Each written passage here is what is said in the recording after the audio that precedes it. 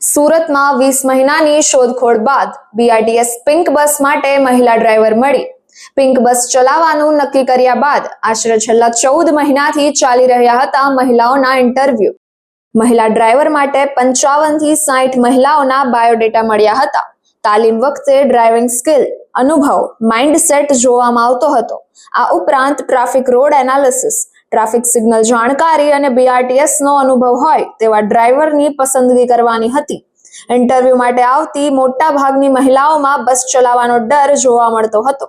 સુરતથી માત્ર 2 થી 4 બાયોડેટા જ આવ્યા હતા। આ ઉપરાંત એમપી, તેલંગાણા, રાજસ્થાન, યુપી, બિહાર બસ ચલાવનારી મહિલાઓના બાયોડેટા મળ્યા હતા। ડ્રાઈવર માટેની પસંદગી દરમિયાન નિશા શર્મા મધ્યપ્રદેશના ઇન્દોરના છે તેમની પસંદગી કરવામાં આવી। ઇન્દોર બીઆરટીએસ નો 4 વર્ષનો અનુભવ નિશા શર્મા ધરાવે છે। તેઓ ઇન્દોરમાં 13.5 મીટર બસ ચલાવવા હતા, તો બીજી તરફ સુરતની બસ 12 મીટરની 150 બસ છે। 12 નંબરના રૂટ પર આ બસ ચાલશે। સવારે 6 વાગ્યાથી 2 વાગ્યા સુધી પિંક બસ ચાલશે। વધુ સમાચાર માટે જોતા રહો ભારત ટાइम्स न्यूज। निशा शर्मा। आप सूरत में महिला ड्राइवर होके आई हो, कैसा लग रहा है, किस तरह की फीलिंग? देखिए सूरत मेरे लिए नया है, बाकी अच्छा लग रहा है। कितने टाइम आपने ये बस चलाने की ट्रेनिंग ली? मेरी एक बीआरटीएस में मैंने 4 साल बस चलाई है। 1 महीने की ट्रेनिंग थी इंदौर में, और यहाँ पर भी 1 महीने की ट्रेनिंग है।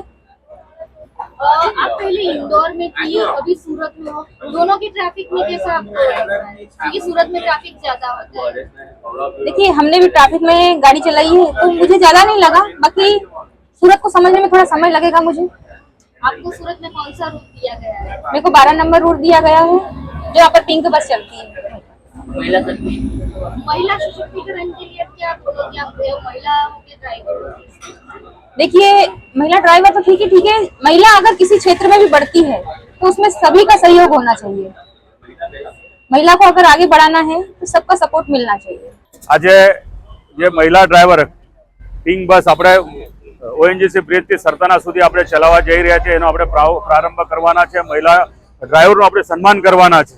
આ સુરત માટે બહુ મોટી ગૌરવની વાત છે।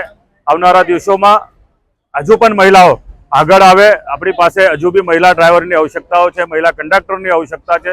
સુરત એક ભારતની અંદર એક મહિલાઓને પ્રોત્સાહિત કરવા માટે મતલબ આગળ વધ્યું છે।